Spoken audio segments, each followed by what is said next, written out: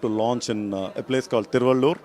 It's a 45-acre development, and it's going to be developed in phase manner.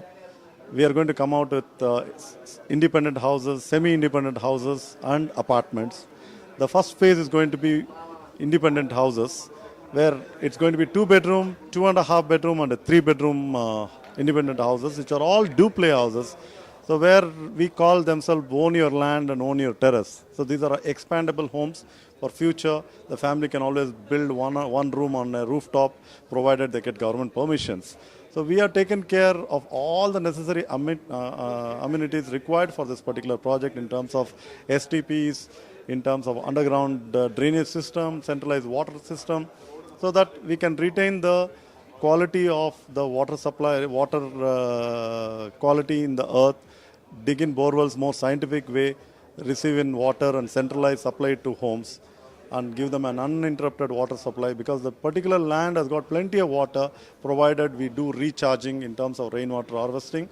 It's been taken care so well.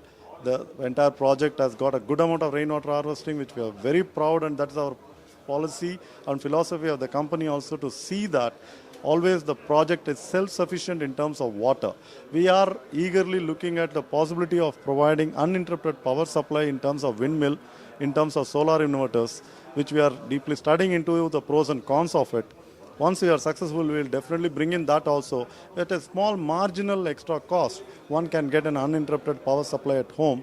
Because of the power situation all across the country, it's so demanding. We need to make sure that as a developer, and the moral responsibility, try and bring in as much as possible a total self-capable township. So we are very proud to launch this weekend, and I would want as much as people to come and visit our model homes, have a look and feel of this.